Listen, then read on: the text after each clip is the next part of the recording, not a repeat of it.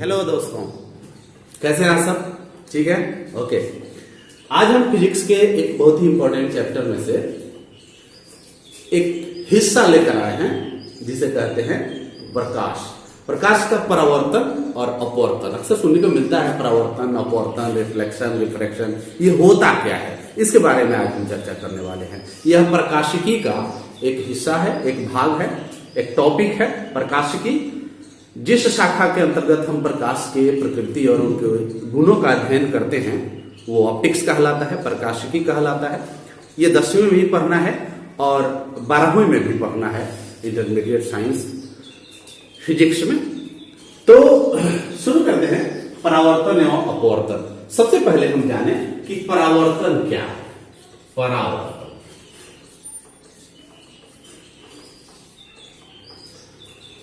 प्रकाश स्रोत जब किसी प्रकाश किरणें जब किसी प्रकाश स्रोत से चलती हैं तो चलकर किसी सतह से टकराकर वापस आती हैं, तो इस तरह की घटना को प्रकाश का परावर्तन कहते हैं। लेकिन वास्तव में प्रकाश का जो परावर्तन होता है, चिकनी सतहों से टकराकर वापस आने पर प्रकाश का परावर्तन अच्छी तरीके से होता है। अब चिकनी सतहों में आपके घर की दीवार चिकनी सतह मानी जाती है, उससे परावर्तन हो सकता है। ब्लैक बोर्ड, व्हाइट बोर्ड चिकनी सतह होती है, उससे प्रकाश का परावर्तन होता है। लेकिन जिस प्रकाश के परावर्तन की बात हम लोग करते हैं वो दर्पण से जुड़ा होता है, मिरर से जुड़ा होता है, और उसमें भी प्रकाश का अच्छा परावर्तन समतल दर्पण, प्लेन मिरर के माध्यम से होता है। प्लेन मिरर तो आप लोगों ने देखा ही होगा, सुना ही होगा। हम आप लोगों को दिखाते हैं प्लेन मिरर क्या होता है, गोलीय दर्पण क्या होता है, समतल दर्पण क्या होता है। तो सबसे पहले प्रकाश के परावर्तन की परिभाषा, सटीक परिभाषा क्या है। प्रकाश का किसी चिकने सतह से वापस लौटकर आने की घटना को प्रकाश का परावर्तन कहते हैं। फिर से सुनिए, लिखने की जरूरत नहीं है, आप सुन सकते हैं। प्रकाश किरणों का किसी चिकने सतह से टकरा कर वापस आने की घटना को प्रकाश का परावर्तन या रिफ्लेक्शन ऑफ लाइट कहते हैं। लेकिन अपवर्तन इससे कुछ भिन्न है। ये चिकनी सतहों से टकराने वाली बात नहीं आती है। इसमें प्रकाश किरणें एक माध्यम से दूसरे माध्यम में प्रवेश करती हैं। अब यहां एक माध्यम, दूसरा माध्यम क्या है? जैसे आप सब हवा में हैं, हम भी हवा में हैं, खुले वातावरण में है, तो एक माध्यम है। जैसे ही हम पानी के अंदर जाएंगे तो हमारा माध्यम बदल गया। उसी तरीके से प्रकाश किरणें जब हवा में से पानी में जाएंगी या पानी में से हवा में आएंगी, तब उनके मार्ग में परिवर्तन होता है, उनके रास्ते में बदलाव आता है। तब इस तरह की घटना को प्रकाश का अपवर्तन कहते हैं। इसे इंग्लिश में रिफ्रैक्शन ऑफ लाइट कहते हैं। दोनों एक नहीं है, आप समझ सकते हैं। चिकनी सतहों से प्रकाश का टकराकर वापस आना प्रकाश का परावर्तन है, जबकि एक माध्यम से दूसरे माध्यम में प्रकाश किरणों का जाना प्रकाश का अपवर्तन है, रिफ्रैक्शन है। अब माध्यम भी आप समझ गए, हवा से पानी में जाना, पानी से कांच में जाना, कांच से हवा में आना, ये सभी माध्यम हैं। इनका परिभाषा आप समझ लिए। इसमें कुछ अपवर्तन और परावर्तन के नियम भी हैं। इसके पहले अपवर्तन और परावर्तन के नियम को समझाएं। पहले हम आप लोगों को कुछ टूल्स हैं उपलब्ध हमारे पास, उससे आपका परिचय कराते हैं। प्रकाश के परावर्तन में कौन कौन से टूल्स आते हैं, आइए देखें कि ये टूल्स किस प्रकार हमारे लिए उपयोगी हैं प्रकाश के परावर्तन और अपवर्तन में।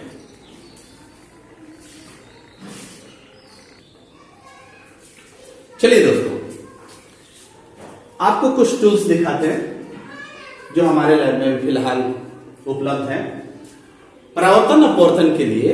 जैसा कि अभी हमने आपको बताया कि परावर्तन के लिए समतल दर्पण से प्रकाश का परावर्तन बहुत ही अच्छा होता है। तो ये देखिए, आपके घरों में भी ये समतल दर्पण होगा, आप देख सकते हैं, बिल्कुल प्लेन है। समतल दर्पण का मतलब होता है उसका जो परावर्तक सतह है, ये परावर्तक सतह जिसमें आप अपना चेहरा देखते हैं, जिस तरफ से वो उस तरफ का जो सतह होता है, परावर्तक सतह होता है। प्रकाश किरणें जब इससे टकराती हैं तो वापस जाती हैं, तो एक समतल दर्पण है। आप समतल दर्पण, उत्तल दर्पण, अवतल दर्पण, गोलीय दर्पण का नाम जरूर सुने होंगे।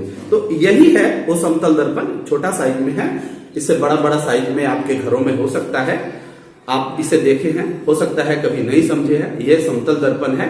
तो यह समतल दर्पण है, प्रकाश का अच्छा परावर्तक सतह समतल दर्पण होता है। ये आपने देख लिया, ये समतल दर्पण है। अब देखिए हम आपको एक और टूल्स दिखाते हैं। ये गोलीय दर्पण का एक उदाहरण है। एक तरफ से देखिए यहाँ सिल्वर किया हुआ है, एक तरफ से रजतित कर दिया जाता है। आपके घरों में अगर कभी दर्पण टूटा होगा, आप देखे होंगे एक तरफ से इसी टाइप का कलर कर दिया जाता है और दूसरे टाइप से, दूसरे साइड से आपका चेहरा उसमें दिखता है। ये दर्पण थोड़ा सा खराब हो गया, आप इसे देख सकते हैं। इसका जो बीच का सतह है, परावर्तक सतह जो है, इसका जो बीच का सतह है थोड़ा सा गड्ढा है, इसमें उंगली ऐसे जा रही है, उंगली चली जा रही है, और बाहर जो ये कलर किया हुआ है ये उठा हुआ है। लेकिन इसके बाहर से मतलब नहीं है, हमें परावर्तक सतह से मतलब है। इसका जो परावर्तक सतह है ये बीच में धसा हुआ है। तो ये जो धसा हुआ है ये अवतल दर्पण है। ये अवतल दर्पण क्या है हम इसके बारे में भी बताएंगे। ये आप समझ जाइए, जिस परावर्तक सतह का बीच वाला हिस्सा जो नीचे की तरफ धसा हुआ होता है वो अवतल दर्पण होता है। अवतल दर्पण, तो ये अवतल है। आपने समतल भी देखा, समतल दर्पण, अवतल दर्पण। एक छोटा है, थोड़ा सा खराब हो चुका है, रखे रखे लैब में। ये समतल है, ये अवतल है। अब हम आप लोगों को दिखाते हैं उत्तल दर्पण। ये देखिए कुछ हद तक अभी ठीक है, बचा हुआ है, ये खराब नहीं है, उपयोग इसका बहुत कम होता है। ये देखिए इसका परावर्तक सतह जो है ना बीच में उठा हुआ है, आप देख सकते हैं, उंगली रखे हैं, महसूस कर सकते हैं, बीच में उठा हुआ है, किनारे किनारे थोड़ा सा दबा हुआ है। तो ये है उत्तल दर्पण। जिस दर्पण का परावर्तक सतह बीच वाला हिस्सा उठा हुआ हो, ऊपर की ओर उभरा हुआ हो, तो वो उत्तल दर्पण होता है।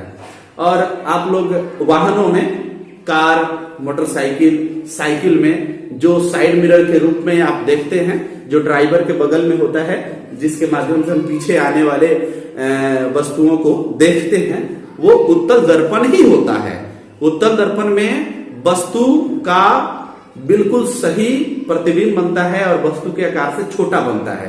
तो ये उत्तल दर्पण है। आप देख सकते हैं उत्तल दर्पण, बीच वाला भाग उठा हुआ होता है।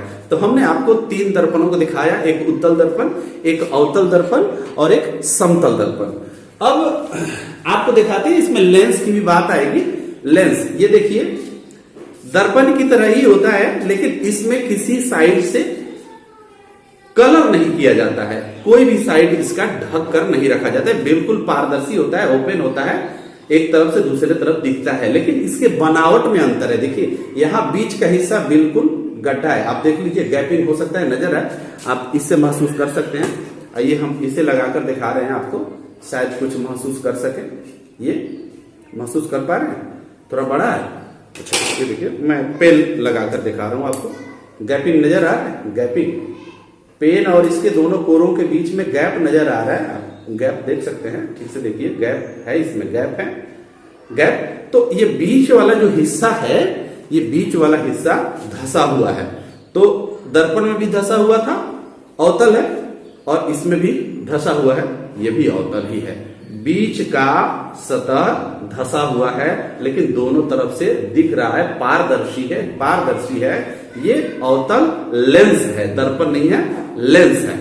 अब हम आपको दिखाते हैं उत्तल लेंस, जस्ट उसके उल्टा है। ये एक तरफ से ऊपर की ओर उठा हुआ है, एक तरफ से ऊपर की ओर उठा हुआ है और एक तरफ से गिरा हुआ है। तो उठा हुआ जो भाग होता है, एक तरफ से जब उठा हुआ भाग होता है, वो अवतल लेंस में चला जाता है। किस में चला जाता है? अवतल लेंस में। और एक तरफ से अगर कलई कर दे तो वो दर्पण में चला जाता है। दर्पण में अपना चेहरा दिखता है, लेंस में चेहरा नहीं दिखता है, पारदर्शी होता है, आर पार हो जाता है। अब तीसरा टूल्स हम आपको दिखाते हैं। एक हमारे पास है मैग्नीफाइंग लेंस। ये देखिए मैग्नीफाइंग लेंस, इसमें वस्तुओं को बड़ा छोटा करके हम लोग देखते हैं। इससे आप लोग निश्चित रूप से परिचित होंगे। आजकल मार्केट में उपलब्ध है, औजार बॉक्स में जो इंस्ट्रूमेंट बॉक्स आता है, उसमें भी रहता है छोटा सा साइज, ये है मैग्नीफाइंग लेंस, इसको हिंदी में आवर्धक लेंस भी कहा जाता है। इससे वस्तुओं को बड़ा रूप में देखा जाता है। आप देखिए, आप देख सकते हैं यहाँ पर, शायद आप देख पा रहे होंगे, वस्तु बड़ी बड़ी दिखाई दे रही होंगी। ये है, तो ये मैग्नीफाइंग लेंस है। ये टूल्स है सब प्रकाश के परावर्तन और अपवर्तन के लिए। और एक टूल्स और देखिए, एक टूल और है हमारे पास जो बहुत ही इंपॉर्टेंट है। प्रिज्म का नाम आप लोगों ने सुना होगा, प्रिज्म। ये देखिए प्रिज्म, ये है प्रिज्म। ये अक्सर आप लोग सुनते हैं, देखने को बहुत कम मिलता है। और शायद आप लोग जब स्कूल में पढ़ते होंगे तो स्कूल के लैब में, कॉलेज के लैब में होता है, फिर भी हमारे यहाँ ये उपलब्ध है, हम आपको दिखा रहे हैं। बाय द वे, अगर आप नहीं देखे हैं, छोटे आकार में है, बड़ा आकार भी इसका हो सकता है, बहुत बड़ा बड़ा आकार का हो सकता है। जितने बड़े बड़े हम लोग हैं इतने आकार का भी हो सकता है। मैं छोटे आकार का एक प्रिज्म दिखा रहा हूं। देखिए, एक सतह ऊपर है और ठीक उसके नीचे एक त्रिभुजाकार सतह है। ऊपर से एक त्रिभुजाकार सतह, नीचे से भी एक त्रिभुजाकार सतह है। दो सतह ऊपर नीचे एक एक हो गए। और ये जो सतह आप देख रहे हैं, आयताकार हो सकता है, वर्गाकार भी हो सकता है, ज्यादातर आयताकार ही होता है। ये आयताकार सतह 1, 2 और 3 आयताकार सतह है, 2 त्रिभुजाकार सतह है। कुल मिलाकर प्रिज्म में 5 सतह है। और इसमें क्वेश्चन भी आते हैं कि कोई प्रिज्म कितने सतहों से घिरा रहता है।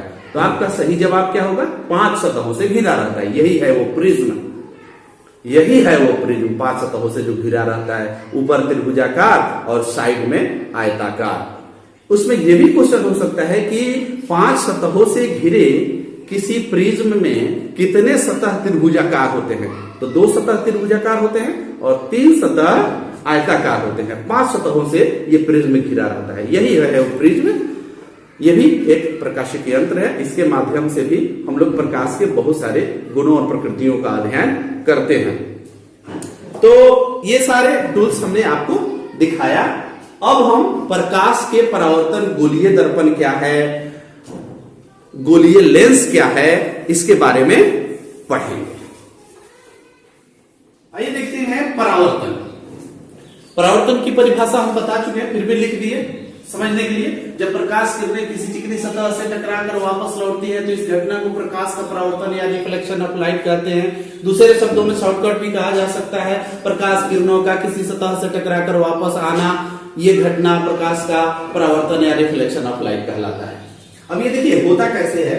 ये जो आप देख रहे हैं, ये आप देख पा रहे हैं, ठीक से देखिए, ये एक सीधी रेखा है। इसके नीचे आड़ी की दांत की तरह, हंसिए की दांत की तरह काटा हुआ, हंसिया तो ऐसे होता है लेकिन ये सीधा है, इसमें ये काटा हुआ है, आप देख रहे हैं। इसको समतल दर्पण बोलते हैं।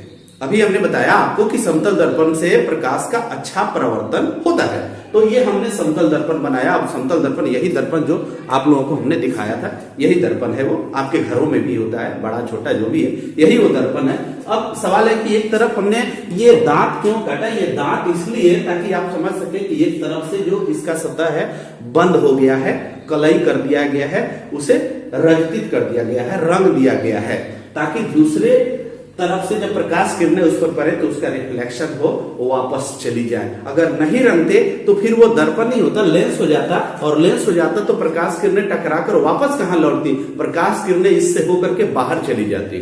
तो दर्पण तो आप समझ ही रहे, ये दर्पण है, समतल है, सीधा बना दिए, नीचे ऐसे दांत काट दिए, इसका मतलब ये समतल दर्पण है। अब प्रकाश किरणें इस पर आ रही है।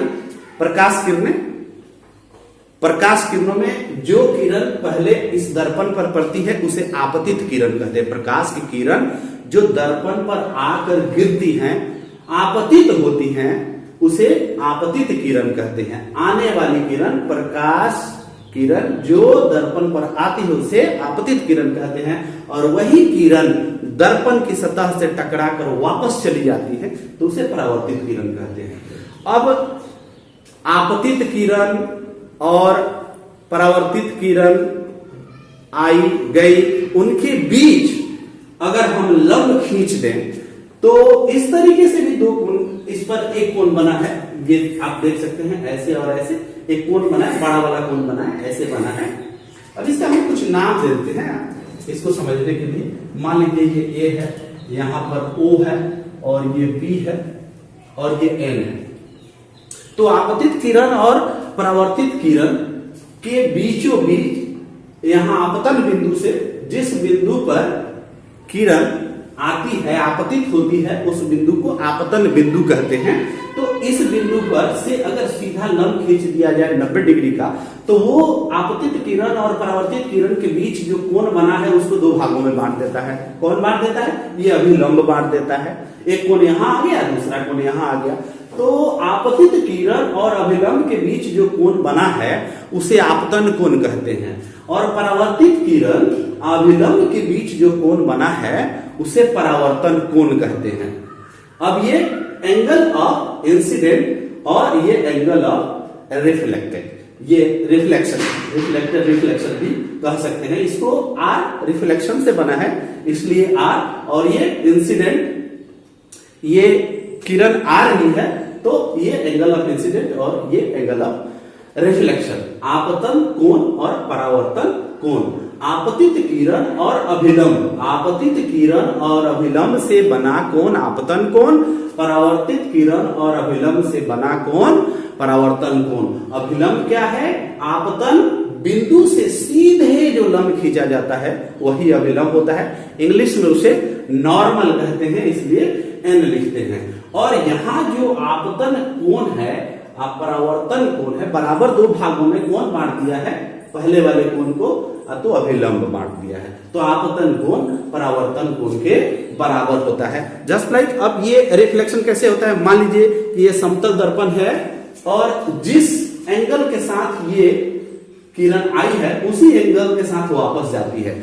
इसका मतलब ये हुआ कि जैसे मान लीजिए ये समतल दर्पण है, इस पर हम टॉर्च से निकलने वाली जो किरण है, प्रकाश किरण, इसको ऐसे हम इतने इस एंगल से अगर इस पर हम आपतित करते हैं तो इससे जो टकरा कर वापस जाएंगी प्रकाश किरणें, आप शायद कम देख पा रहे होंगे इसके प्रकाश किरणों को।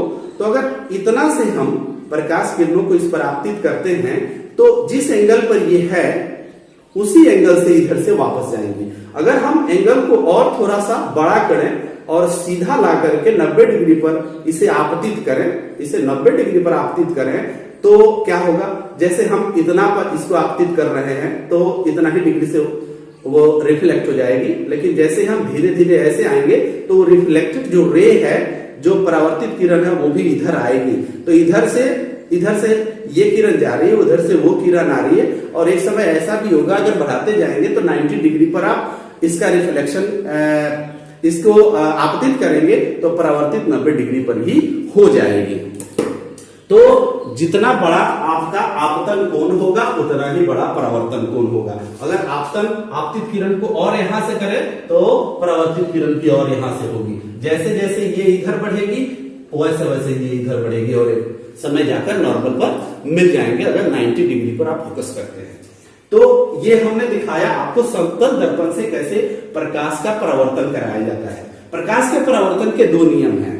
ये सारे एक ही समतल में, ये सारी घटनाएं एक ही समतल में हो रही हैं, इसलिए इसी से जो नियम बना है वो नियम है परावर्तन का नियम। क्या कहता है? इसके दो नियम हैं। एक, आपतित किरण, परावर्तित किरण तथा आपतन बिंदु पर अभिलंब सभी एक ही तल या समतल में होते हैं। आपतित किरण, परावर्तित किरण तथा आपतन बिंदु पर अभिलंब सभी एक ही समतल में होते हैं, ये पहला नियम है। और दूसरा नियम, आपतन कोण परावर्तन कोण के बराबर होता है, अर्थात कोण आई बराबर कोण आर। यहां कोण ये आई है, ये कोण आर है, दोनों आपस में इक्वल है। ये है परावर्तन के नियम। प्रकाश के परावर्तन की परिभाषा, प्रकाश के परावर्तन के नियम। परावर्तन होता कैसे है? समतल दर्पण से हमने प्रकाश का परावर्तन कराकर घटनाओं को दिखाया, समझाया। उम्मीद करते हैं ये समझ में आ गया। अब हम दूसरा पॉइंट लेते हैं। इसका दूसरा पॉइंट परावर्तन के बाद अपवर्तन। यह अपवर्तन कैसे होता है, आइए देखते हैं अपवर्तन। अब देखते हैं हम अपवर्तन। जब प्रकाश किरणें एक माध्यम से दूसरे माध्यम में प्रवेश करती हैं तो वे अपने मार्ग से थोड़ा विचलित हो जाती हैं। जिस घटना को प्रकाश का अपवर्तन या रिफ्रैक्शन ऑफ लाइट कहते हैं। दोस्तों, एक माध्यम से दूसरे माध्यम का मतलब क्या होता है? जैसे हवा से पानी में चले जाना, पानी से हवा में आना, हवा से कांच में जाना, कांच से पानी में जाना, पानी से हवा में आना, ये सब माध्यम है। अभी हम लोग हवा में हैं, जब नदी तालाब में नहाने जाते हैं, नीचे डुबकी लगाते हैं, तो वो माध्यम बदल गया, वो हवा से पानी में चला गया। तो प्रकाश किरणें, ये प्रकाश का अपवर्तन कहता है। जब माध्यम, प्रकाश किरणों का माध्यम बदलता है तो वो अपने मार्ग से विचलित हो जाती हैं। आप जानते ही हैं, प्रकाश किरणें सीधी रेखा में गमन करती हैं। तो प्रकाश किरणें बिल्कुल, उनकी प्रकृति है, उनका नेचर है, वो सीधी रेखा में ही गमन करेंगी। वो सीधी ऐसे जाए, भले मुड़कर फिर ऐसे जाए, लेकिन जाएंगी तो सीधे, भले ही मुड़ जाएंगी। कभी प्रकाश किरणें ऐसे नहीं चलती हैं, वक्राकार स्थिति में प्रकाश किरणें नहीं चलती हैं, वो सीधे जाती हैं। तो यहाँ ये जो खाली स्थान आप देख रहे हैं, ये खाली स्थान जो आप देख रहे हैं, ये हवा है, ये बिल्कुल हवा है। यहाँ पर हम लिख देना उचित समझते हैं। ये जो एरिया है हवा है, इसे हम वायु कहेंगे, वायु। इस एरिया में वायु है और ये है जल, यहाँ पर जल है। ये दो माध्यम हो गए। अभी प्रकाश किरणें हवा में है, जैसे ही जल में प्रवेश की, इस सीधी रेखा में गमन करती हैं, तो यहां से सीधी आई और इनको बिल्कुल स्ट्रेट लाइन में जाना चाहिए था, लेकिन यहां जब उनका माध्यम बदला, इस हवा से जैसे ही पानी में प्रवेश की, जल में प्रवेश की, तो ये यहाँ पर थोड़ा सा झुकाव हुआ है, अभिलंब की ओर झुका हुआ है। आप देख सकते हैं, अभिलंब ये है, ये नॉर्मल ये है। आपतन बिंदु से इनको ये सीधा खींचा गया है, इसे अभिलंब कहते हैं। आपतन बिंदु से जो लंब खींचा जाता है उसे अभिलंब कहते हैं। तो ये आपतन बिंदु है, ये लंब खींचा गया, नीचे से ऊपर तक आप देख सकते हैं। तो ये जो आपतित किरण है जो यहाँ पड़ रही है, यहाँ पर आपतन बिंदु पर, तो इनको जाना चाहिए ऐसे सीधे। ये देखिए, यहाँ पर टूटी हुई रेखा में हम दिखाए हैं, आप देख पा रहे होंगे। ये इनको जाना चाहिए इस आपतित किरण को सीधे, लेकिन नहीं, माध्यम बदला, थोड़ा सा झुक गई। ये अब किरण इधर ना जाकर, इधर ना जाकर ये यहां से आई है। ये अभिलंब है, ये अभिलंब की ओर झुक जाती है। यही तो होता है अपवर्तन में। जब प्रकाश किरणें अपना माध्यम बदलती हैं तो अपने पथ से, अपने मार्ग से, अपने रास्ते से थोड़ा विचलित हो जाती हैं। माध्यम तो समझ ही रहे हैं, माध्यम का मतलब क्या होता है। तो देखिए यहाँ पर ये आया है, और फिर यहां भी परावर्तन की तरह एक नॉर्मल है, अभिलंब है। यहां भी एक कोण बना है, कोण आई, और यहां भी एक कोण बना है, कोण आर। ये आपतित किरण और अभिलंब के बीच जो कोण बना है उसे आई द्वारा डिनोट किया जाता है। फिर यहाँ अपवर्तित किरण, देखिए उसमें परावर्तित किरण बोलते थे, परावर्तन में परावर्तित किरण है और अपवर्तन में अपवर्तित किरण है। ये जो आप किरण देख रहे हैं ये आपतित किरण है और ये किरण अपवर्तित है। यहाँ इसको शो किया गया है स्पष्टता, यहाँ जगह कम है इसलिए नहीं लिख पाए हैं। आप इस किरण को आप अपवर्तित किरण समझेंगे। तो आपतित किरण और अभिलंब के बीच जो कोण बना है आई है, तथा अपवर्तित किरण भी इस किरण के बीच और अभिलंब के बीच, इस किरण और अभिलंब के बीच जो कोण बना है वो आर द्वारा सूचित करते हैं। तो आपने इसके पहले देखा परावर्तन के दो नियम है, तो अपवर्तन के भी दो नियम है। आइए देखें अपवर्तन के दो नियम क्या है। आप देख रहे हैं अपवर्तन के नियम। पहला नियम है आपतित किरण, अपवर्तित किरण तथा आपतन बिंदु पर अभिलंब तीनों एक ही समतल में होते हैं।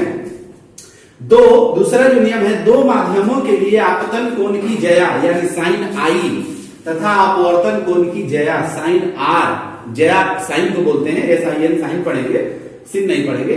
साइन आर और साइन आई नियत रहता है। इसे स्नेल का नियम भी कहते हैं। किसे स्नेल का नियम कहते हैं? इस दूसरे नियम को स्नेल का नियम भी कहते हैं। क्या कहता है दूसरा नियम? दो माध्यमों के लिए आपतन कोण की जया यानी साइन आर तथा अपवर्तन कोण की जया साइन आई तथा साइन आर का अनुपात नियत रहता है। इसे स्नेल का नियम भी कहते हैं।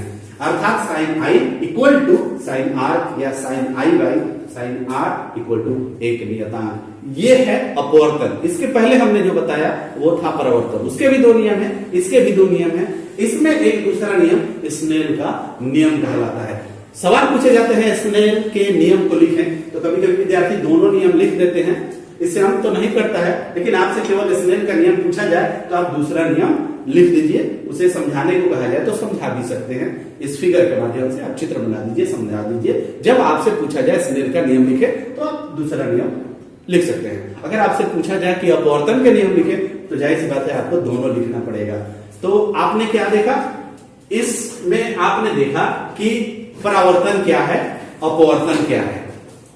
परावर्तन के कितने नियम हैं, अपवर्तन के कितने नियम हैं, और प्रकाश के परावर्तन और अपवर्तन से संबंधित कुछ टूल्स जो हमारे पास अवेलेबल है उससे हमने आपका परिचय कराया।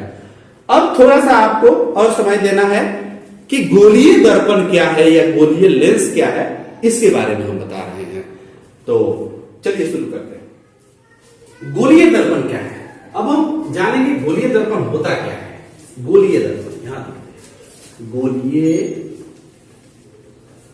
दर्पण, गोलीय दर्पण एस्फेरिकल मिरर, इसके बारे में हम जानेंगे।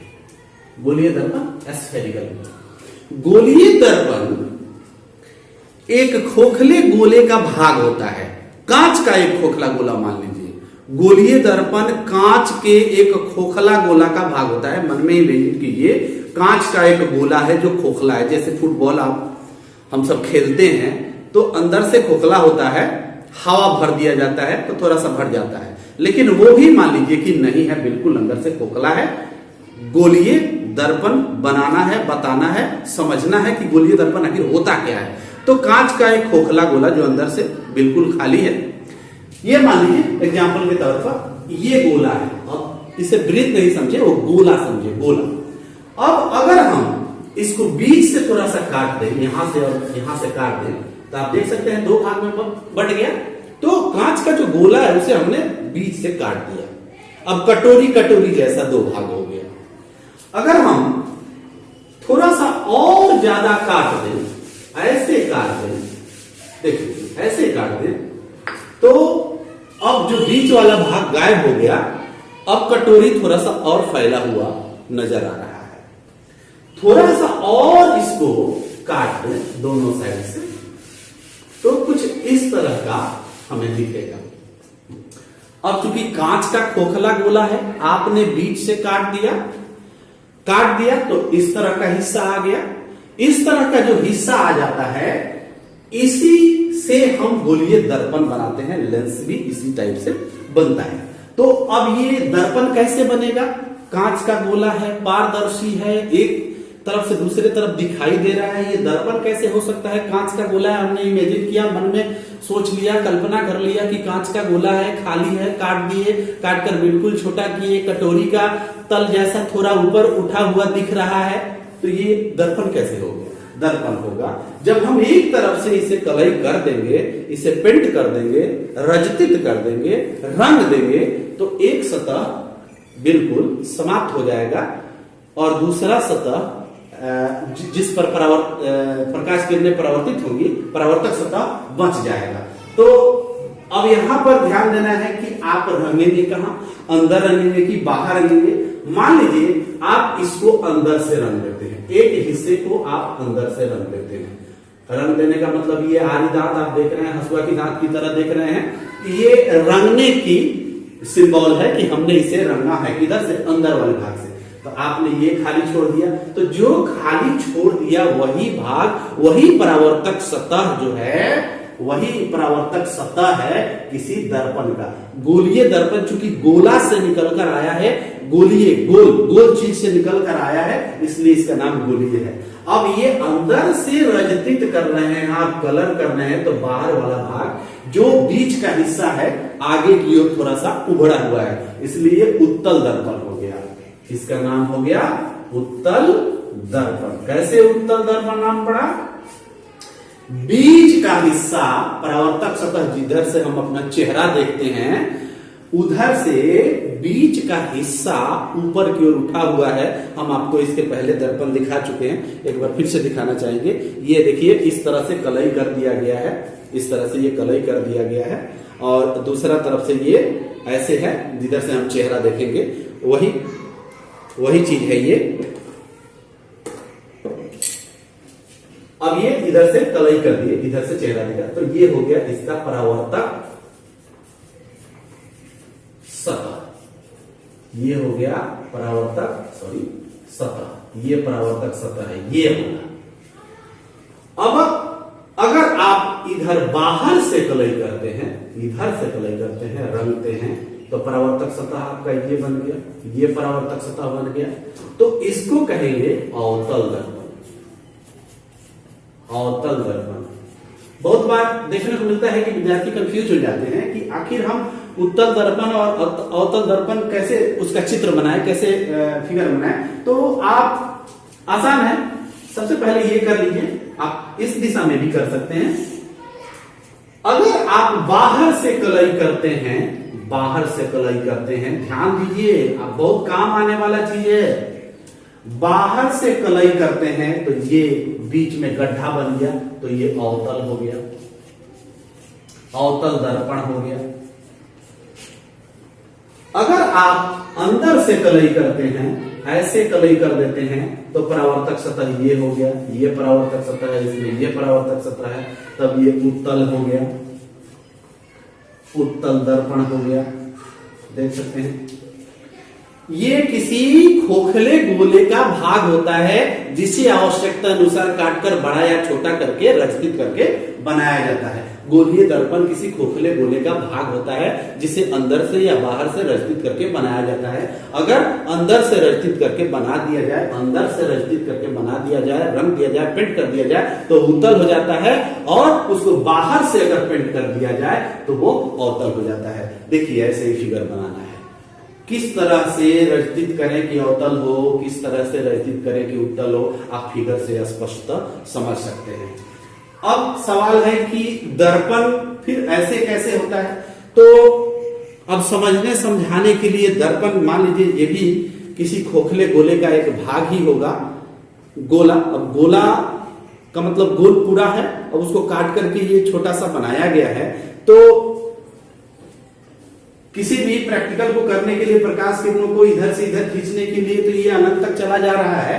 तो इसमें हम फिगर कैसे बनाएंगे? अगर कुछ खींचना हो, प्रकाश किरणों को दर्शाना हो, इसके मुख्य फोकस को दर्शाना हो, फोकस दूरी को दिखाना हो, तो कैसे दिखाएंगे इधर से आगे से?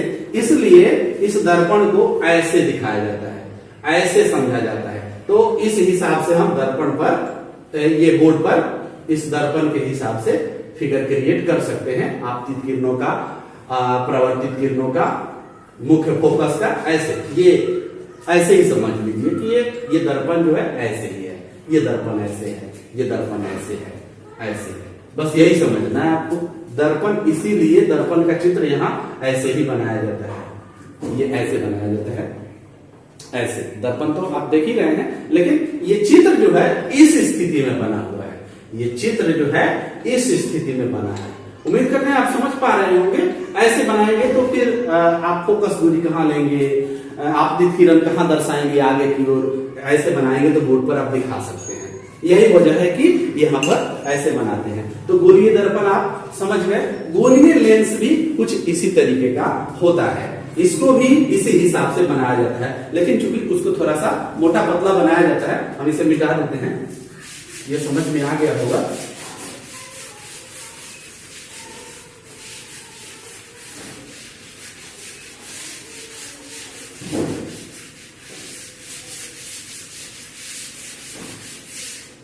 अब देखिए, गोलीय लेंस जो होता है, इधर से और इधर से ऐसे अगर हम सटा दें तो इसका जो सतह है दोनों साइड का बीच में, ये थोड़ा उभड़ा हुआ है, ऐसे उभड़ा हुआ है, आप देख सकते हैं, उभड़ा हुआ है। तो ये जो आप चित्र देख रहे हैं, ये आप जो चित्र देख रहे हैं, ये उत्तल लेंस का है, उत्तल लेंस। अब आप सोच रहे हैं कि इसमें कलई नहीं होगा, तो बिल्कुल इसमें कलई कैसे होगा? इसका तो परावर्तक सतह होता ही नहीं है, आर पार होता है, पारदर्शी होता है, इसलिए इसमें नहीं दर्शाया जा सकता है, कलई नहीं किया जा सकता है। अब ये ऐसा क्यों है? फिर वही बात आती है, ये भी इस रूप में रखा है। आपको स्पेशली मैं लेंस ही दिखा रहा हूं, ये लेंस ही है। ऐसे है, इस स्थिति में ये पारदर्शी है, इसलिए किधर से भी आरी के दांत की तरह काटकर नहीं दिखाया जा सकता है। ये इस स्थिति में है, ये समझ रहे हैं। अब जब ये तो बाहर वाला हिस्सा उभरा हुआ है और बाहर का जो हिस्सा है कुछ इस तरीके से हो जाए, ऐसे हो जाए, तब ये अवतल लेंस बन जाता है। ये अवतल लेंस बन गया। अवतल लेंस ऐसे ही होता है। ये देखिए, अवतल लेंस में बीच का जो सतह होता है वो धंसा रहता है। अवतल लेंस में बीच का सतह बाहर की ओर उभरा रहता है। इसमें किनारे किनारे का हिस्सा दबा रहता है, इसमें किनारे किनारे का हिस्सा उठा रहता है। उत्तल लेंस अवतल लेंस में कभी कभी अंतर वाले सवाल भी पूछे जाते हैं। तो ये है लेंस। इसके पहले आपने देखा दर्पण, गोलीय दर्पण, गोलीय लेंस। तो गोलीय दर्पण मुख्य रूप से दो प्रकार का होता है, एक उत्तल दर्पण और दूसरा अवतल दर्पण। उत्तल दर्पण कॉन्वेक्स मिरर और अवतल दर्पण कॉनकेव मिरर। उसी तरीके से उत्तल लेंस कॉन्वेक्स लेंस LENS और ये कॉनकेव लेंस, इसे इंग्लिश में कहते हैं। तो कॉन्वेक्स लेंस और कॉनकेव लेंस, कॉन्वेक्स मिरर और कॉनकेव मिरर, ये गोलीय दर्पण है। गोलीय दर्पण इसलिए क्योंकि खोखले गोले से ये बनता है, खोखले गोले का भाग होता है। अब जाहिर सी बात है, आप थोड़ा सा बैक लौटे, मैथमेटिक्स की ओर लौटे, तो मैथमेटिक्स में आपने सुना होगा गोला, तो गोला में त्रिज्या होता है, त्रिज्या रेडियस, तो इसमें भी त्रिज्या होता है, इसकी भी त्रिज्या होती है। अब हम इसके अगले एपिसोड में पढ़ेंगे इससे जुड़ी हुई कुछ बातें। दर्पण सूत्र क्या है और लेंस सूत्र क्या है, गोलीय दर्पण में फोकस दूरी और उसकी वक्रता त्रिज्या में संबंध क्या होती है, ऐसे इंपॉर्टेंट चीजों को हम पढ़ेंगे। उम्मीद करते हैं आपको प्रकाश का परावर्तन और अपवर्तन समझ में आया होगा, उसके नियम आप समझ गए होंगे। गोलीय दर्पण कैसे बनाते हैं, गोलीय लेंस कैसे बनाते हैं, लेंस जो कुछ टूल्स हमारे पास अवेलेबल था, मैंने उससे परिचय भी आपका कराया और ये एपिसोड आपका प्रकाश वाला परावर्तन और अपवर्तन निश्चित रूप से समझ में आया होगा। अगर ये वीडियो आपको बहुत अच्छा लगा हो तो आप इसे शेयर कीजिए। कोई अगर बात हो तो आप कमेंट बॉक्स में कमेंट करें और अपने मित्रों को इसे शेयर करें। चैनल जरूर सब्सक्राइब कर लें। चैनल तो आपको पता ही है, कोचिंग एक्सीलेंट पॉइंट, यूट्यूब पर अपना चैनल, आपका अपना चैनल कोचिंग एक्सीलेंट पॉइंट। तो आज के एपिसोड में इतना ही। मिलते हैं प्रकाश के परावर्तन अपवर्तन से संबंधित एक और नई बात लेकर, जिस पर हम चर्चा करेंगे। दर्पण सूत्र, लेंस सूत्र और दर्पण के वक्रता त्रिज्या और फोकस दूरी में संबंध, उसे कैसे साबित करेंगे, ये भी हम अगले एपिसोड में सीखेंगे। तब तक जय हिंद।